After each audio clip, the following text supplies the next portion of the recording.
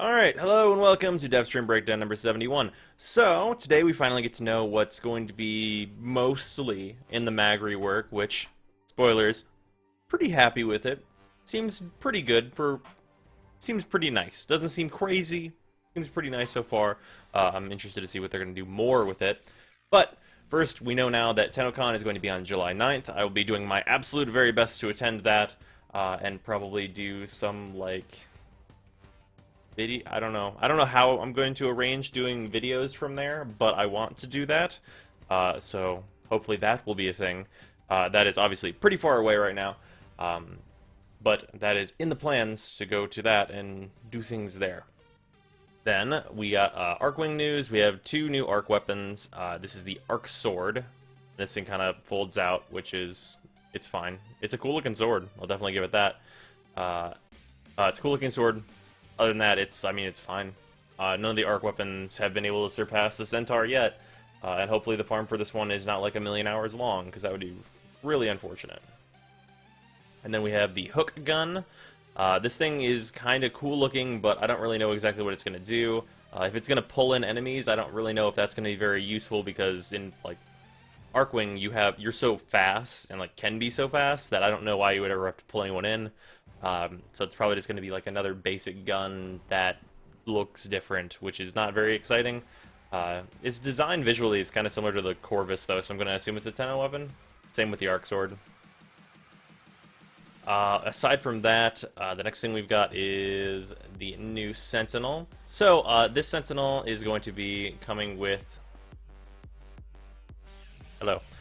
Coming with a new quest to show new players that they can even get Sentinels, period. And it's going to be a lot more defensive. Which, because it's probably going to be more depending on the way it is defensive, is probably going to be whether or not it is garbage or not at endgame. If it is a raw percent damage decrease on you just when it's hovering around you, that's probably going to be pretty decent, honestly, and viable to use. But if it's going to be you get a 400 bonus shield or something, that's going to be completely useless. It's really hard to say whether or not this is going to be any good or not.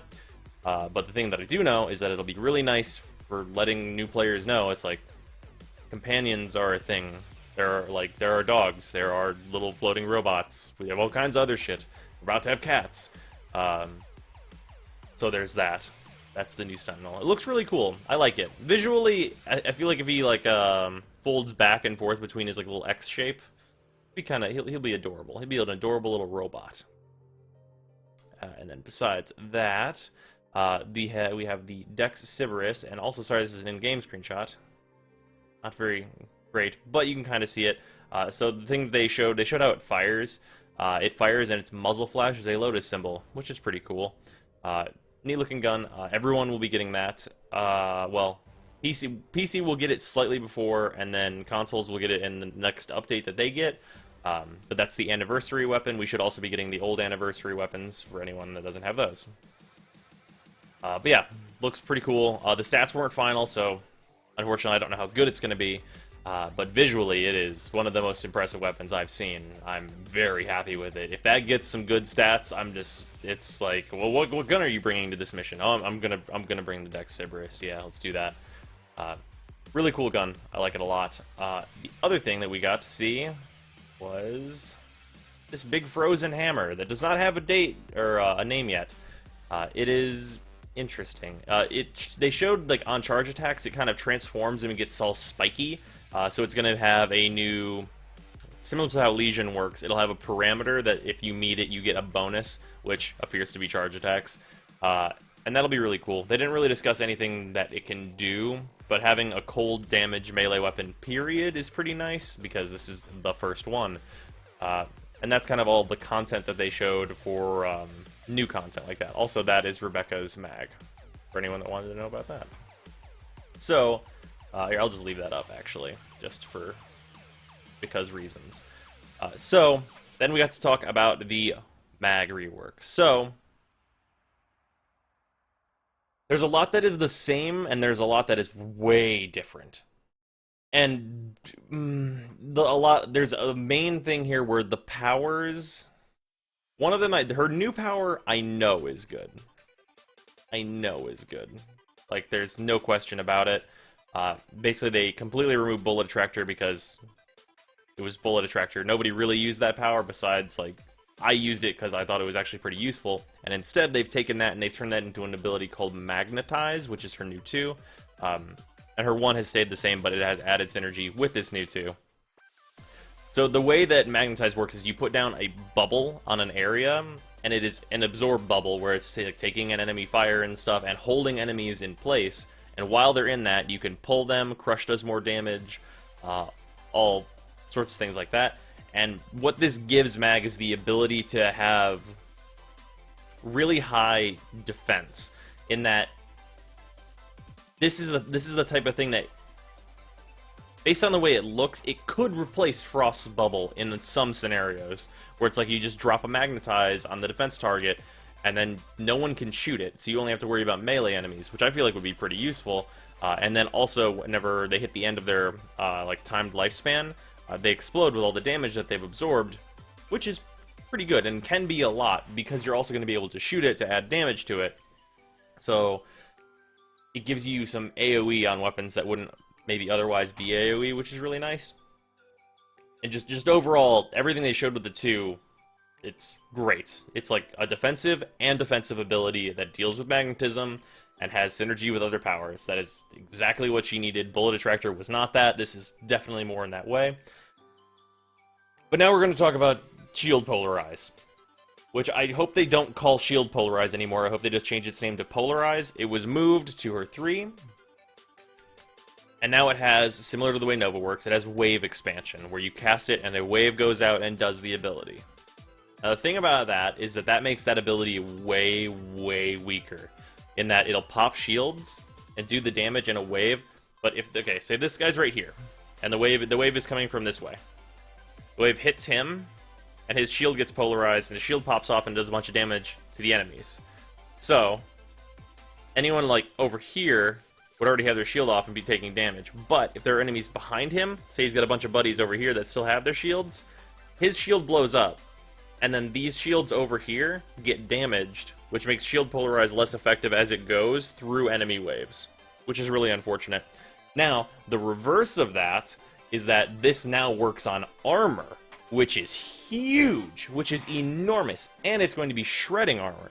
So, the basic way that works for armor is way better.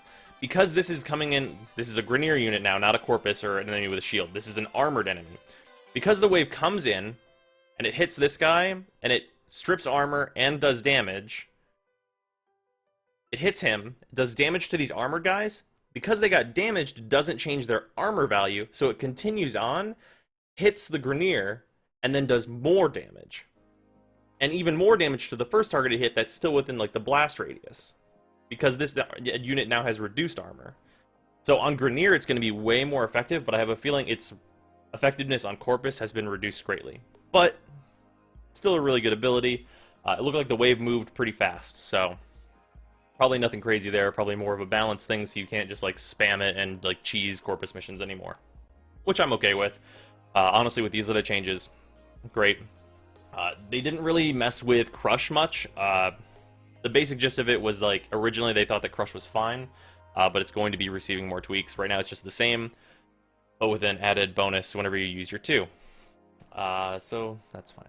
And then the passive that they were talking about being added to Mag is Vacuum during Bullet Jump, which is... it's really nice, I guess, on one hand, but on the other hand, it's like, can we just have passive vacuum for all Warframes, because, like, everybody uses Carrier. Like, everybody. Everybody. But whatever. And then the Volt rework is going to be next stream. But yeah, to wrap up the stuff with Mag, the way that her kit works now is really... it seems like it's heading in a great direction.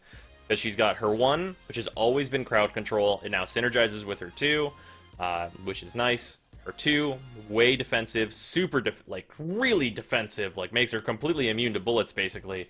Like any projectile just fuck you if you shoot a projectile at Mag basically.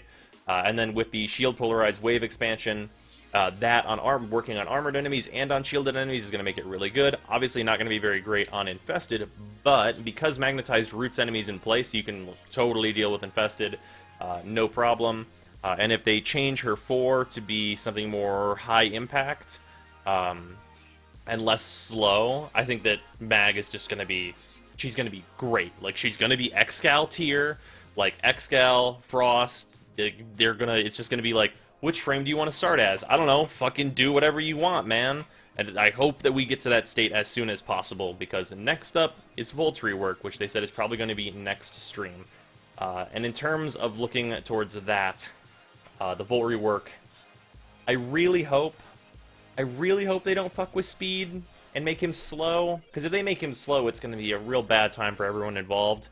But I'm looking forward. Like, based on the changes that we saw with Mag so far, just in how the powers work, it seems like we're headed in a really good direction. Obviously, I won't know until I've actually tested the thing myself when it's done. But right now, it seems just absolutely fantastic. But yeah, that's Devstream 71. They also showed some audio stuff. There's going to be some audio improvements to the game. It's kind of a more of a minor thing, but it looked like it was pretty nice as well. They had an audio director on. But yeah, aside from that, very important. So, I just recently hit 10K, and thank you, everyone. And to show how much I appreciate that, and to have some fun with it, I suppose, in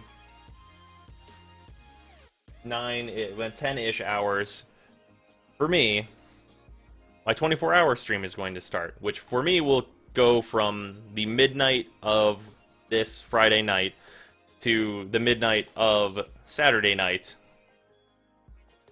So you should come hang out for that.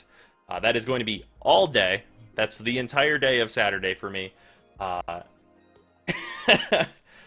And for reference, I'll have this video release at like a specific time. This video will be out at 5 o'clock my time. So if you are watching this whenever it releases, 7 hours later, I will be starting the 24-hour stream. For those of you that want to know. Of course, it will be all day. Show up whenever you guys want to. I think it'll be a lot of fun. I'll be playing just Warframe.